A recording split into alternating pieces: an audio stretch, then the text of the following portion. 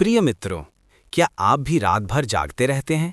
क्या आपके मन में भी हजारों विचार एक साथ चलते रहते हैं? क्या आप भी सोचते सोचते थक जाते हैं, लेकिन फिर भी सोचना बंद नहीं होता? तो ये वीडियो आपके जीवन को बदल सकता है, क्योंकि आज हम बात करेंगे उस दिव्य ज्ञान की जो 5000 साल पहले स्वयं भगवान श्री कृष्ण ने कुरुक्षेत्र के मैदान में अर्जुन को दिया था। वो ज्ञान जो आज भी उतना ही प्रासंगिक है, उतना ही शक्तिशाली है।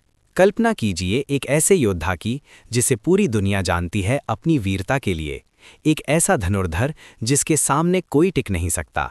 वो अर्जुन, महान पांडव योद्धा, खड़ा है कुरुक्षेत्र के विशाल युद्ध के मैदान में। उसके सामने खड़ी है विशाल सेना, लेकिन ये कोई साधारण सेना नहीं है। इस सेना में खड़े हैं उसके अपने लोग, उसके गुरु द्रोणाचार्य जिन्होंने उसे धनुर्विद्या सिखाई, उसके पितामह भीष्म जिन्होंने उसे प्यार से पाला, उसके चचेरे भाई, उसके मित्र, उसके रिश्तेदार।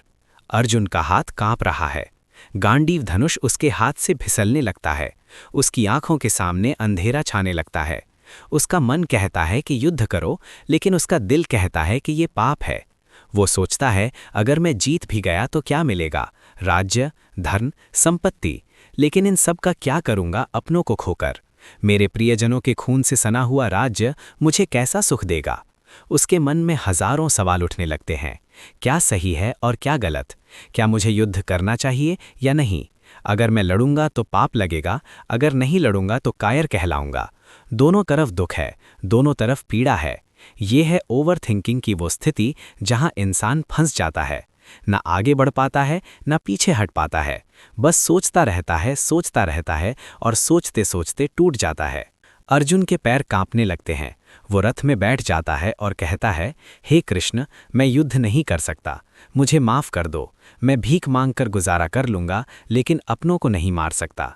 ये है वो क्षण जब महान योद्धा अर्जुन पूरी तरह टूट जाता है। उसकी आंखों में आंसू हैं, उसके मन में अंधकार है, उसके भीतर एक तूफान चल रहा है। और ठीक इसी क्षण भगवान श्री कृष्ण मुस्कुराते हैं। वो जानते हैं कि यही वो क्षण है जब अर्जुन सच्चे ज्ञान के लिए तैयार है। जब तक इंसान टूटता नहीं, तब तक वो बनता नहीं। जब तक वो अपनी सीमाओं को नहीं पहचानता, तब तक वो असीम को नहीं जान सकता। श्री कृष्ण अर्जुन से कहते हैं, हे पार्थ, तुम्हें ये कायरता शोभा नहीं देती, उठो और युद्ध करो। लेकिन अर्जुन कहता है, मैं आपका शिष्य हूँ, मुझे बताइए कि मेरे लिए क्या श्रेयस्कर है। और यहीं से शुरू होता है वो दिव्य संवाद जिसे हम गीता कहते हैं। वो ज्ञान जो आज भी हर उस इंसान के लिए प्रासंगिक है जो ओवर थिंकिंग से परेशान है, जो तनाव में है, जो डिप्रेशन से गुजर रहा है, जो जीवन में फंसा हुआ महसूस कर रहा है। श्री कृष्ण सबसे पहले अर्जुन को समझाते हैं आत्मा का सत्य। वो कहते हैं, हे अर्जुन, ना तो तुम कभी नहीं थे, ना मैं नहीं था, न ये राजा लोग नहीं थे, और ना ऐसा है कि भविष्य में हम सब नहीं रहेंगे। सब थे, सब हैं और सब रहेंगे। ये शरीर नश्वर है, लेकिन आत्मा अमर है। जैसे इंसान पुराने कपड़े उतारकर नए कपड़े पहनता है, वैसे ही आत्मा पुराने शरीर को छोड़कर नया शरीर धारण करती है। ना तो इसे तलवार काट सकती है, ना आग इसे जला सकती है, ना पानी इसे गीला कर सकता है, ना हवा इसे सुखा सकती है। ये ज्ञान सुनकर अर्जुन थोड़ा शांत होता है, लेकिन उसके मन में अभी भी सवाल हैं। श्री कृष्ण समझ जाते हैं कि केवल दार्शनिक ज्ञान से काम नहीं चलेगा। अर्जुन को व्यावहारिक मार्ग चाहिए, जीवन जीने का तरीका चाहिए। और तब वो अर्जुन को बताते हैं 3 महान योगों के बारे में। पहला है कर्म योग। श्री कृष्ण कहते हैं, कर्म करना तेरा अधिकार है, फल की इच्छा मत कर। ना तो फल का हेतु बन और ना ही कर्म ना करने में आसक्त हो। ये है कर्मयोग का सार। तुम अपना काम करो, पूरी निष्ठा से करो, पूरी ईमानदारी से करो, लेकिन परिणाम की चिंता मत करो। परिणाम तो ईश्वर के हाथ में है। तुम तो बस अपना 100% दो और आगे बढ़ जाओ। आज हम इतना ओवरथिंक क्यों करते हैं? क्योंकि हम परिणाम के बारे में सोचते रहते हैं। हमने काम शुरू भी नहीं किया और हम सोचने लगते हैं कि क्या होगा, कैसे होगा, सफल होंगे या नहीं, लोग क्या कहेंगे, अगर असफल हो गए तो क्या होगा। ये सारे विचार हमें लकवा मार देते हैं। हम कुछ कर ही नहीं पाते। श्री कृष्ण कहते हैं, इस चक्कर में मत पड़ो। तुम्हारा काम है कर्म करना, बाकी सब ईश्वर पर छोड़ दो। कल्पना कीजिए अगर एक किसान अपने खेत में बीज बोता है और फिर रोज सोचता रहे कि फसल होगी या नहीं, बारिश आएगी या नहीं, फसल अच्छी होगी या खराब। अगर वो ऐसा सोचता रहे तो वो पागल हो जाएगा। उसका काम है बीज बोना, खेत की देखभाल करना, समय पर पानी देना, बाकी प्रकृति पर छोड़ना। यही कर्म योग है। आप अपना काम करो, मेहनत करो, ईमानदारी से करो और परिणाम भगवान पर छोड़ दो। लेकिन श्री कृष्ण यही नहीं रुकते। वो जानते हैं कि केवल कर्म से भी मन शांत नहीं होता। इंसान को भक्ति की भी ज़रूरत है, प्रेम की भी ज़रूरत है।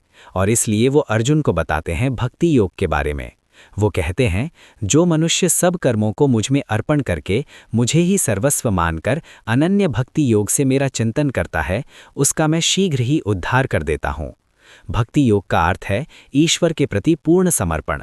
जब आप ईश्वर पर विश्वास करते हैं, जब आप जानते हैं कि एक परम शक्ति है जो आपकी देखभाल कर रही है, तो आपका मन अपने आप शांत हो जाता है। आपको लगता है कि मैं अकेला नहीं हूँ, एक शक्ति है जो मेरे साथ है, जो मेरी रक्षा कर रही है, जो मेरा मार्गदर्शन कर रही है। ये विश्वास आपको अपार शक्ति देता है, अपार शांति देता है। आज के युग में हम इतने अकेले क्यों महसूस करते हैं? क्योंकि हमने ईश्वर से अपना संबंध तोड़ लिया है। हम सोचते हैं कि सब कुछ हमें ही करना है, सब कुछ हमारे ऊपर है, और ये बोझ हमें तोड़ देता है। भक्ति योग कहता है कि तुम अपना काम करो, लेकिन ये भी जानो कि एक परम शक्ति है जो तुम्हारे साथ है। तुम उस पर भरोसा करो, उससे प्रेम करो, उसे अपना मित्र मानो, अपना साथी मानो। और फिर श्री कृष्ण अर्जुन को बताते हैं तीसरे मार्ग के बारे में, जिसे ज्ञान योग कहते हैं। यह है विवेक का मार्ग, समझ का मार्ग। श्री कृष्ण कहते हैं कि इस संसार में जो कुछ भी दिख रहा है वो सब माया है, भ्रम है। असली सत्य तो वो आत्मा है जो इस शरीर के भीतर है। जब तुम इस सत्य को समझ जाते हो, जब तुम्हें ये ज्ञान हो जाता है कि मैं शरीर नहीं हूँ, मैं आत्मा हूँ, तो तुम्हारे सारे भय खत्म हो जाते हैं। ज्ञान योग का अर्थ है चीज़ों को उनकी वास्तविकता में देखना। हम क्यों इतना सोचते हैं? क्योंकि हम चीज़ों को वैसा नहीं देखते जैसा वे हैं, बल्कि वैसा देखते हैं जैसा हम चाहते हैं। हम अपनी कल्पनाओं में जीते हैं, अपनी अपेक्षाओं में जीते हैं, और जब वास्तविकता अलग होती है तो हम दुखी हो जाते हैं। ज्ञान योग कहता है कि चीज़ों को वैसा स्वीकार करो जैसी वे हैं, जीवन को वैसा स्वीकार करो जैसा वो है। ये स्वीकृति ही शांति का मार्ग है। लेकिन गीता का सबसे महत्वपूर्ण संदेश है अनासक्ति का, निर्लिप्तता का। श्री कृष्ण बार बार कहते हैं, तुम अपना काम करो लेकिन आसक्त मत हो, तुम प्रेम करो लेकिन मोह मत करो, तुम जीवन जियो लेकिन बंधन में मत पड़ो। ये है गीता का सबसे गहरा रहस्य। आसक्ति दुख का कारण है।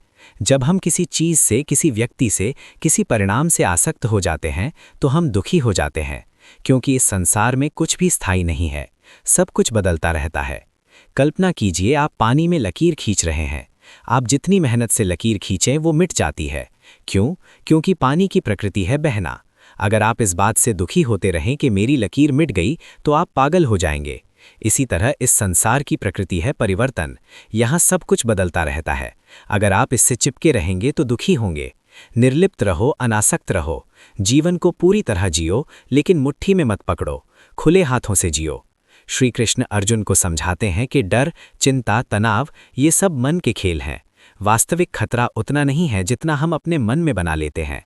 हम पतीत की गलतियों के बारे में सोचते रहते हैं और भविष्य की चिंताओं में खोए रहते हैं। लेकिन जीवन तो अभी है, इसी क्षण में है। पतीत जा चुका, भविष्य आया नहीं, जो है वो ये क्षण है। इस क्षण में जीना सीखो, इस क्षण में पूरी तरह उपस्थित रहो।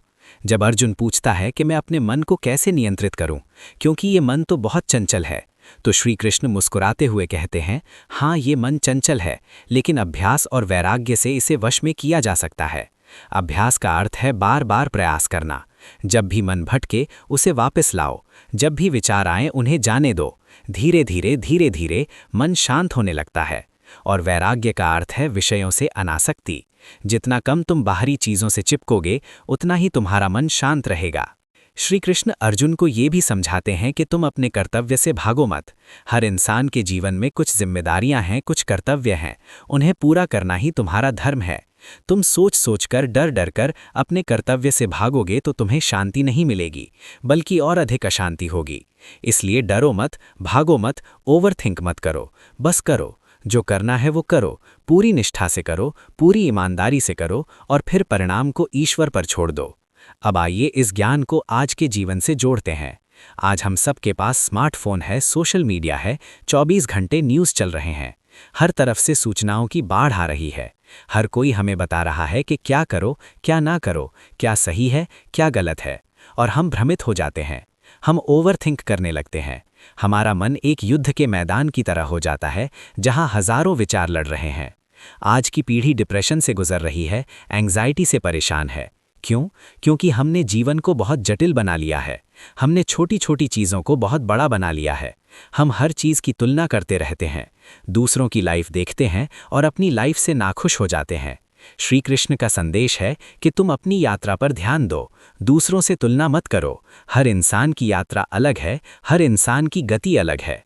जब तुम्हें लगे कि तुम ओवरथिंक कर रहे हो, तो रुको, गहरी सांस लो, अपने आप से पूछो, क्या मैं उन चीज़ों के बारे में सोच रहा हूँ जो मेरे नियंत्रण में नहीं है? अगर हाँ, तो उन्हें जाने दो। श्री कृष्ण के शब्दों को याद करो, कर्म करो, फल की चिंता मत करो। तुम बस अपना काम करो, बाकी ईश्वर पर छोड़ दो। ये समर्पण कायरता नहीं है, ये सबसे बड़ी